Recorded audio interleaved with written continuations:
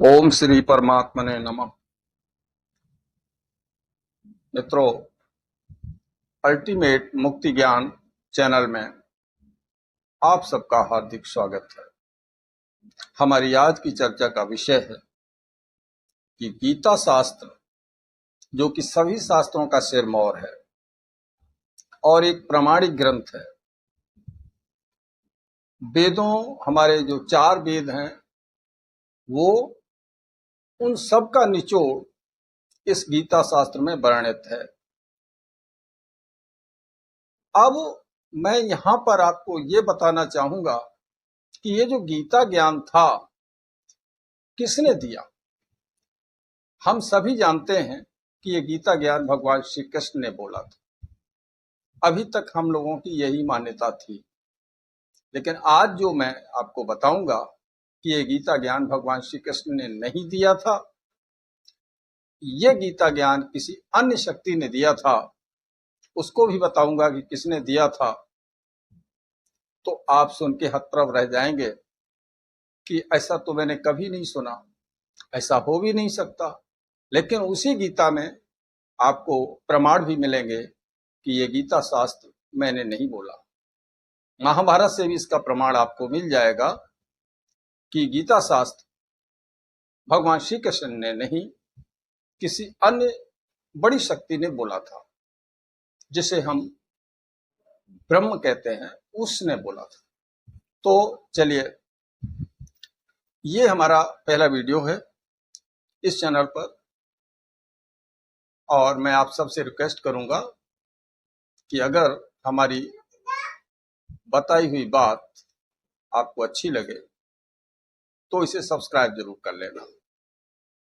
ठीक है, तो चलिए चर्चा करते हैं। कौरवों और पांडवों के बंटवारे का समय था। युधिष्ठिर और दुर्योधन के मध्य खींचतान ये थी। दुर्योधन युधिष्ठिर का राज्य वापस नहीं कर रहे थे। न्याय अनुकूल उन्हें राज्य वापस कर देना चाहिए था, लेकिन वो नहीं कर रहे थे। उन्होंने कहा, बगैर युद्ध किए हुए मैं सुई की नोक के बराबर भी जमीन नहीं दे सकता। उन्हें जो कुछ भी लेना है वो युद्ध करके हमसे ले लें। तो युद्ध में अनेक महारथियों की आवश्यकता होती है, अनेक राजाओं के सहयोग की आवश्यकता होती है, संपत्ति का बंटवारा था। तो ये दो, और भगवान श्री कृष्ण जो थे, दोनों के ही रिश्ते में आते थे। तो दोनों ही भगवान श्री कृष्ण के पास पहुंच गए, दुर्योधन और युधिष्ठिर जी। दुर्योधन ने, भगवान श्री कृष्ण ने सोचा कि अगर मैं इनकी मदद करूंगा, जो कि एक अनुचित है, और तो युद्ध होगा ही होगा। अगर ये इनकी मैं मदद नहीं करूं तो शायद युद्ध टल जाए।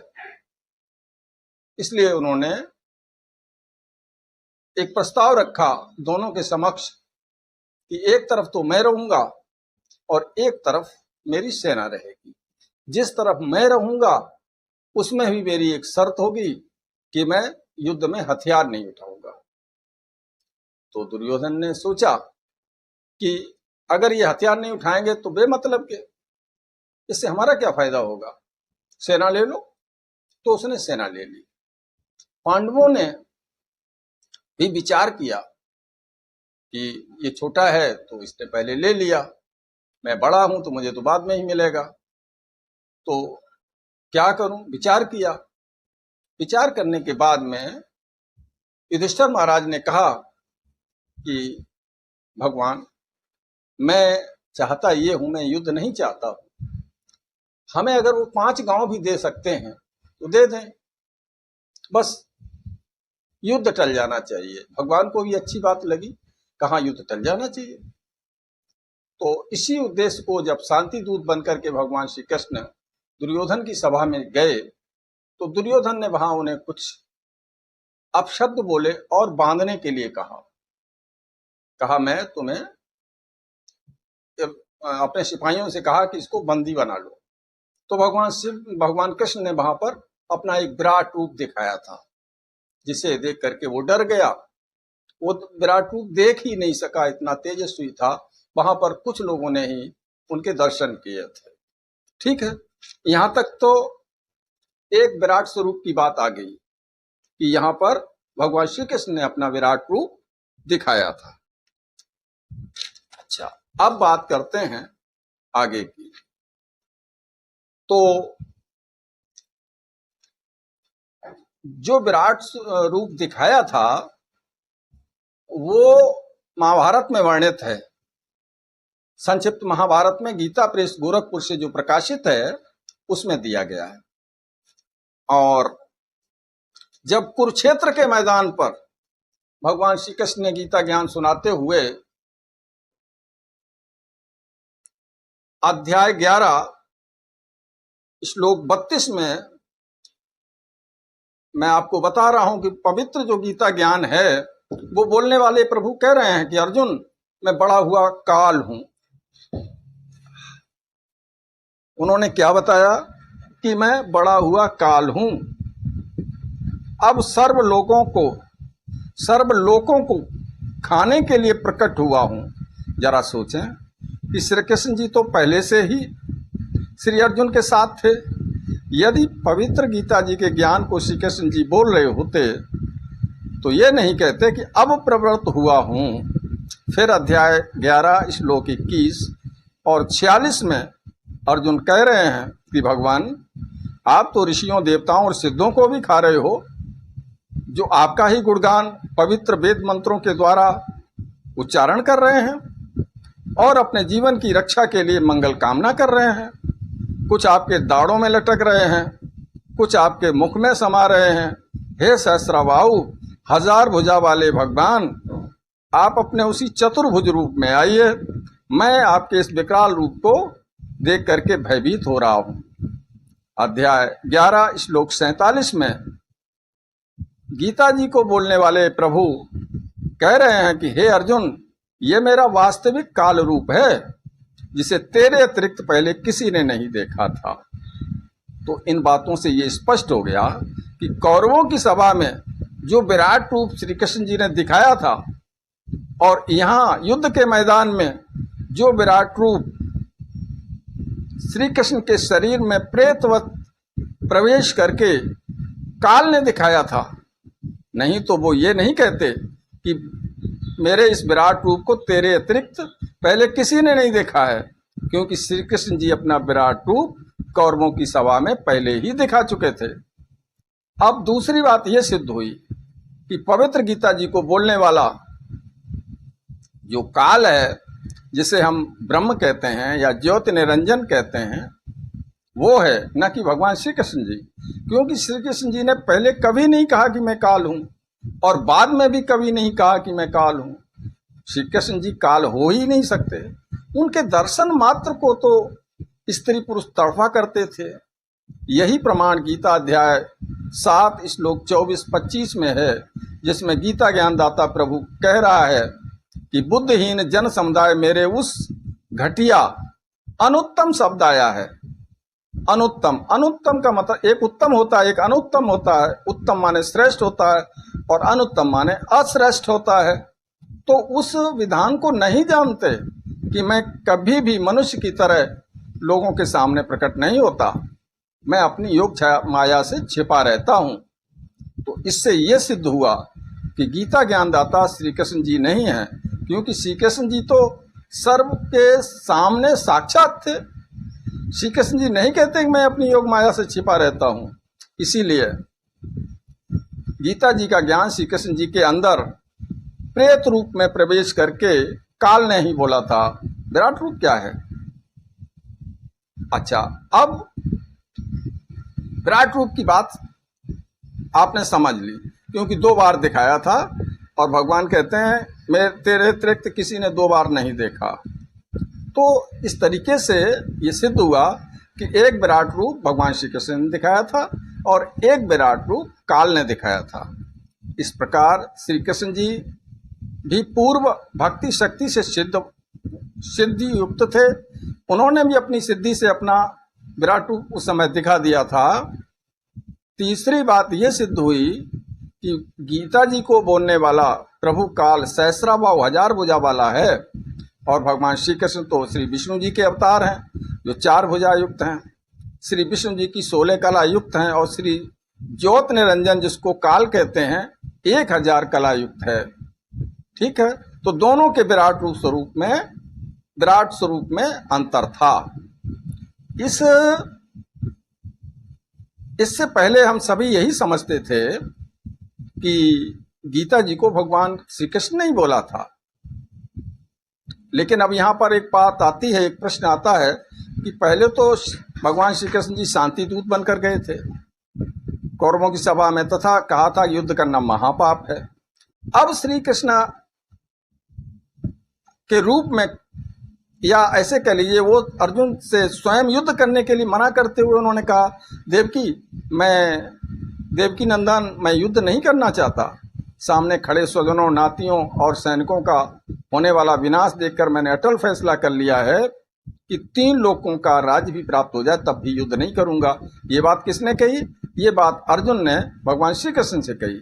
मैं तो चाहता हूं कि मुझ नैत्य को दुर्योधन आदि मार डालें ताकि मेरी मृत्यु से युद्ध में होने वाला विनाश बच जाए।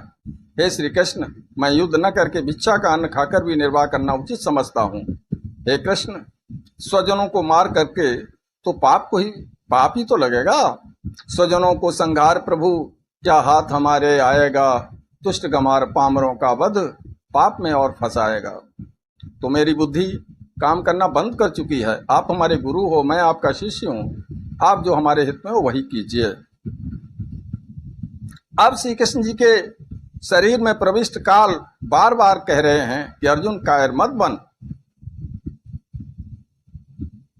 युद्ध कर, या तो युद्ध में मारा जाकर स्वर्ग को प्राप्त होगा, या जीत गया तो पृथ्वी का राज्य को भोगेगा। संग्राम भूमि यदि खेत रहा तो अमर द्वार खुल जाएगा, और होगी विजय श्री रण में तो भोग में ही का पाएगा। और ऐसा प्रलोभन देकर के ऐसा भयंकर विनाश करवा डाला जो आज तक के संत महात्माओं और सभ्य लोगों के चरित्र में ढूंढने से भी नहीं मिलता। ऐसा भगवान श्री कृष्ण कभी नहीं कर सकते थे। ठीक है, तो अब विचार करें, भगवान श्री कृष्ण जी स्वयं क्षत्रिय थे। कंस के वध के उपरांत श्री अग्रसेन जी मथुरा की बागडोर अपने देवते श्री कृष्ण जी को संभला दी थी। एक दिन नारद जी ने श्री कृष्ण जी को बताया कि निकट ये गुफा में एक सिद्धियुक्त राजा मुचकंद सो रहा है। वो 6 महीने सोता है और 6 महीने जागता है। जागने पर 6 महीने युद्ध करता है, और 6 महीने सोने के समय यदि कोई इसकी नींद को भंग कर दे तो मुचकंद की आंखों से अग्नि के बाण छूटते हैं और वो व्यक्ति, जगाने वाला व्यक्ति, मृत को प्राप्त हो जाता है। अतः सावधान रहना। ये कह के नारद जी चले गए। कुछ समय के बाद श्री कृष्ण जी से अपने दामाद कंस की हत्या करने का बदला लेने के लिए कालयवन नामक राजा 18 करोड़ सेना लेकर मथुरा पर आक्रमण कर दिया। श्री कृष्ण जी ने देखा कि दुश्मन की सेना बहुत संख्या में है और क्या पता कितने सैनिक मृत्यु को प्राप्त होंगे, क्यों न कालयवन का वध मुचकंद से करवा दूं। ये विचार कर भगवान श्री कृष्ण जी ने कालयवन को युद्ध के लिए ललकार दिया और युद्ध छोड़कर भाग खड़े हुए और उस गुफा में प्रवेश कर गए जिसमें मुचकंद सोया हुआ था। मुचकंद के शरीर पर अपना पीताम्बर डाल दिया और श्री कृष्ण गुफा में कहीं गहरे जाकर के छिप गए। पीछे पीछे कालयवन भी उसी गुफा में प्रवेश कर गया। मुचकंद को श्री कृष्ण समझकर उसका पैर पकड़कर घुमा दिया और कहा, कायर, तुझे छुपे हुए को मैं छोड़ूंगा थोड़ी। पीड़ा के कारण मुचकंद की निद्रा भंग हुई, नेत्रों से अग्नि के बाण निकले और कालयवन मर गया।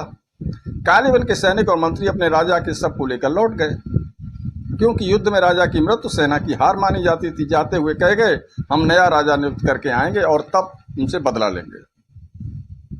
श्री कृष्ण जी ने अपने मुख्य अभियंता श्री विश्वकर्मा जी को बुलाकर कहा कि कोई ऐसा स्थान खोजो जिसके 3 तरफ समुद्र हो और एक ही रास्ता हो। वहां पर अतिशीघ्र एक द्वारका नगरी बना दो। हम शीघ्र यहाँ से प्रस्थान करेंगे। ये मूर्ख लोग हमें चैन से नहीं जीने देंगे। श्री कृष्ण जी ने तो इतने नेक आत्मा थे, इतने युद्ध विरोधी थे कि अपने क्षत्रियत्व को भी दांव पर रखकर युद्ध से होने वाले नरसंहार को टाला। क्या फिर वही श्री कृष्ण जी अपने प्यारे साथी और संबंधी को ऐसी बुरी सलाह दे सकते थे? दे सकते हैं? या स्वयं युद्ध न करने का वचन करने वाले दूसरे को युद्ध की प्रेरणा दे सकते हैं? ऐसा कभी नहीं हो सकता। गीता अध्याय 18 श्लोक 43 में गीता ज्ञानदाता ने क्षत्रिय के स्वाभाविक कर्मों का उल्लेख करते हुए कहा कि युद्ध से न भागना, आदि आदि कई एक स्वाभाविक कर्म बताए हैं। इससे भी सिद्ध हुआ कि गीता जी का ज्ञान श्री कृष्ण ने नहीं बोला था, क्योंकि श्री कृष्ण जी स्वयं क्षत्रिय होते हुए भी काल एवं के सामने से युद्ध से भाग लिए थे। व्यक्ति स्वयं किए कर्मों के विपरीत अन्य को राय नहीं देता, न उसकी राय श्रोता को अच्छी लगेगी, वो उपहास का पात्र बनेगा। ये गीता ज्ञान जो है ब्रह्म काल ने प्रेतवत भगवान श्री कृष्ण के शरीर में बोला था। भगवान श्री कृष्ण जी स्वयं श्री विष्णु जी के अवतार थे। अब देखिए, एक तो ये सिद्ध हो गया कि ये बात भगवान श्री कृष्ण ने नहीं की और ना ही युद्ध को करवाया। एक समय श्री भृगु ऋषि ने विश्राम करते हुए भगवान विष्णु जी के सीने में लात मारी थी, तो उनके पैर को सहलाते हुए भगवान श्री कृष्ण ने कहा था, भगवान विष्णु ने कहा था कि मेरा सीना तो कठोर है, पत्थर जैसा है, हे ऋषिवर क्या आपको चोट तो नहीं लग गई। वास्तविकता ये है कि काल भगवान उसने प्रतिज्ञा की है कि मैं अपने वास्तविक शरीर में व्यक्त रूप से अपनी वास्तविक मानव सदस्य रूप में कभी किसी के सामने नहीं आऊंगा।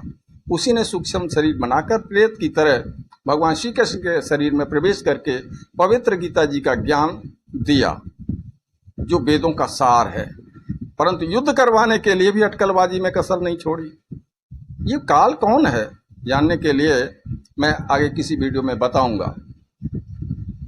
अब जब महाभारत का युद्ध समाप्त हो चुका था, तो एक बार भगवान श्री कृष्ण से अर्जुन ने कहा, प्रभु मैं युद्ध की घनघोर परिस्थितियों की वजह से जो गीता ज्ञान आपने पहले दिया था मैं उसे भूल चुका हूं, कृपया एक बार मुझे उस ज्ञान को बता दीजिए। अब इसको देखिए आप, महाभारत के संक्षिप्त महाभारत जो है प्रश्न नंबर 667 और पुराने के प्रश्न नंबर 1531 पर लिखा है कि न शक्यम तन्मया भूस्तथा वक्तुम श्रेष्ठः परम ही ब्रह्म कथितम योग युक्तेन तन्मया। महाभारत आश्रवः 16, 12, 13 श्लोक नंबर है। भगवान बोले, वह सबका सब उसी रूप में फिर दोबारा देना अब मेरे बस की बात नहीं है। उस समय मैंने योग युक्त होकर परमात्म तत्व का वर्णन किया था। अब श्री कृष्ण जी अर्जुन से गीता का विषय पूछना, सिद्ध महर्षि वैशंपायन और काश्यप का संवाद, यहाँ से ये लिया गया है। पांडुनंदन अर्जुन श्री कृष्ण के साथ रहकर बहुत प्रसन्न थे। उन्होंने एक बार उस रमणीय सभा की ओर दृष्टि डालकर भगवान से वचन कहा, देवकी नंदन जब युद्ध का अवसर उपस्थित था उस समय मुझे आपके महात्म्य का ज्ञान और ईश्वरीय स्वरूप का दर्शन हुआ था, किंतु कैसा आपने स्नेहवश पहले मुझे जो ज्ञान का उपदेश दिया था वो सब इस समय बुद्धि के दोष से भूल गया हूँ। इन विषयों को सुनने की बारंबार मेरे मन में उत्कंठा हो रही है। इधर आप जल्दी ही द्वारिका जाने वाले हैं, अतः वो ज्ञान पुनः मुझे सुनाइए। वैशंपायन जी कहते हैं, अर्जुन के ऐसा कहने पर वक्ताओं में श्रेष्ठ महातेजस्वी भगवान श्री कृष्ण ने उन्हें गले से लगाकर इस तरह उत्तर दिया। कैसे? भगवान श्री कृष्ण बोले, अर्जुन उस समय मैंने तुम्हें अत्यंत गोपनीय विषय का श्रवण कराया था। अपने स्वरूप भूत धर्म सनातन पुरुषोत्तम तत्व का परिचय दिया था और शुक्ल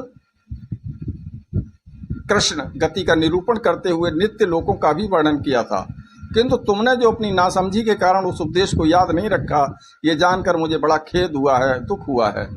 उन बातों का पूरा स्मरण संभव नहीं जान पड़ता। पांडुनंदन निश्चय ही तुम बड़े श्रद्धाहीन हो, तुम्हारी बुद्धि अच्छी नहीं जान पड़ती। अब मेरे लिए उस उपदेश को ज्यों का त्यों दोहरा देना कठिन है, क्योंकि उस समय योग युक्त होकर मैंने परमात्मा तत्व का वर्णन किया था। अब आप समझिए, ये प्रमाण है। तो जब युद्ध जैसी भीषण स्थिति में वो गीता का ज्ञान दिया जा सकता है, तो शांति स्थिति में क्यों नहीं दिया जा सकता? आप पाठकगण विज्ञ हैं, विद्वान हैं, आप स्वयं इस चीज पर विचार कर सकते हैं। वो कहते हैं कि अच्छा, इस समय ये एक बात कही, एक बार जब वो यहाँ से अपना प्रस्थान करना चाहते थे अपने धाम के लिए, उस समय भी अर्जुन ने यही बात उनसे पूछी थी। तो उन्होंने कहा था कि अब मैं तुझे उस ज्ञान का उपदेश नहीं दे सकता, क्योंकि वो मैंने बोला ही नहीं था। ठीक है, तो इस तरीके से आप समझ सकते हैं कि गीता का जो ज्ञान है वो भगवान श्री कृष्ण ने नहीं, काल ब्रह्म ने बोला था। आज के लिए बस इतना ही, मिलते हैं अगले वीडियो में नई जानकारी के साथ। तब तक के लिए ओम श्री परमात्मने नमः। ओम श्री परमात्मने नमः। ओम श्री परमात्मने नमः।